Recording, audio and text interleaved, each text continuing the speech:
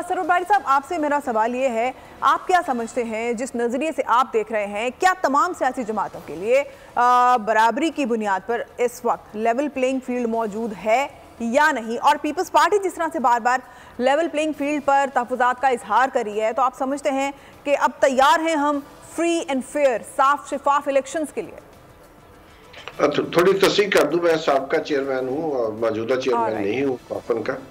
जहां तक आपका सवाल है, तो मैं समझता हूं कि हमारे पास काफ़ी शवाहद मौजूद हैं और इन शवाहद की फराहमी में इलेक्शन कमीशन ने और केयर टेकर गवर्नमेंट ने कोई कसर नहीं छोड़ी कि हम इस नतीजे पे पहुंचे कि पाकिस्तान में एक जमात के लिए लेवल प्लेइंग फील्ड बिल्कुल नहीं है, जबकि बाकी जो पार्टियां हैं, ख़ासतौर पर जो PDM की हुकूमत में कोलिशन पार्टनर्स थे, उनके दरमियान लेवल प्लेइंग फील्ड बिल्कुल मौजूद है उनके दरमियान। लेकिन PTI के लिए बिल्कुल, जैसे अभी उन्होंने कहा इलेक्शन कमीशन ने जो उन्होंने फैसला महफूज किया था तकरीबन 6 माह पहले, उसको ऐन उस वक्त अनाउंस किया है जब उसके ऊपर PTI बेहतर तरीके से अमल नहीं कर सकती थी। तो इसके अलावा बहुत सारी चीज़ें हैं, मतलब आपके सामने 90 दिन में इंतखाबात का ना होना, सुप्रीम कोर्ट का इलेक्शन कमीशन को कहना, पेशावर हाई कोर्ट का इलेक्शन कमीशन को कहना कि केयर टेकर गवर्नमेंट का बहुत ज़रूरी है कि वो लेवल प्लेइंग फील्ड तमाम पार्टियों को फराहम करे।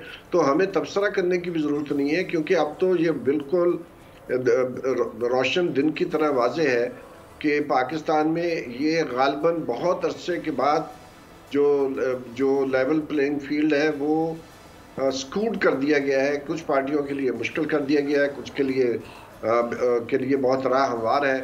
तो मैं समझता हूँ पहली बात तो ये है, और ये हमें इसका असर जो है पाकिस्तान के अवाम के ऊपर बहुत पड़ेगा। और वो किस तरह पड़ेगा, अभी मौलवी साहब फरमा रहे थे कि वो पाकिस्तान की जो इकॉनमी है उसकी बहुत बुरी हालत है। अभी वर्ल्ड बैंक ने जो रिपोर्ट निकाली है, IMF कह रहा है कि जो गुर्बत है वो 40% से ऊपर लोग जो हैं वो सतह गुर्बत से नीचे चले गए हैं।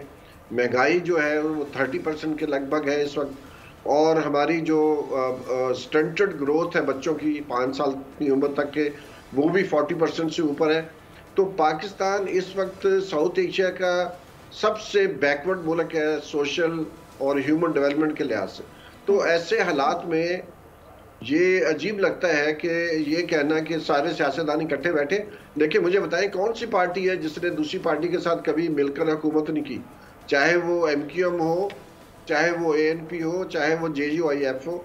हर जो गवर्नमेंट रही है माजी में उसमें वो शामिल रहे हैं एक दूसरे के साथ, लेकिन जो ही इलेक्शन के इंतखाबात का ऐलान होता है तो वो ऐसे लगता है एक दूसरे के दुश्मन है। मैं समझता हूँ वहाँ अवाम को के वोट को अट्रैक्ट करने के लिए वो लगता है कि एक दूसरे के बहुत ही मुखालिफ है, जैसे आजकल लग रहा है, लेकिन अभी चंद माह पहले तो वो इकट्ठे बैठे हुए थे। तो ये बात ये है कि इस वक्त तक पाकिस्तान की जो इलेक्शन कैंपेन पाकिस्तान में हो रही है, वहाँ पर पॉलिटिकल पार्टीज का मैनिफेस्टो, मंशूर, प्रोग्राम की कोई बात नहीं कर रहा। ना बिलावल साहब कर रहे हैं, ना PMLN वाले कर रहे हैं, ना MQM वाले कर रहे हैं, ना ANP कर रही है, ना JUIF कर रही है। तो अभी 2 माह तकरीबन रह गए बाकी पोल होने में, वोट डालने में, और अभी तक किसी पार्टी का मंशूर हमारे सामने नहीं आया। सही।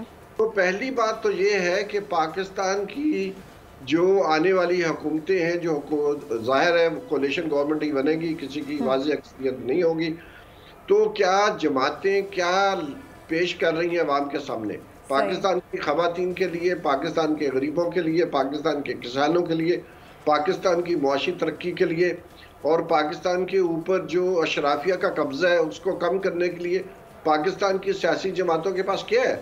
अभी तक वो अवाम कहने से तो बात नहीं बनेगी। अवाम को वाज़ेह ऐसा मंशूर देने की जरूरत है जिसके ऊपर अमल करने के लिए भी लाहे अमल साथ शामिल होना चाहिए। महज मैनिफेस्टो देना काफी नहीं होगा इस दफा। बिल्कुल बिल्कुल सही। सब्सक्राइब करें और बेल दबाएं ताकि कोई खबर रह न जाए।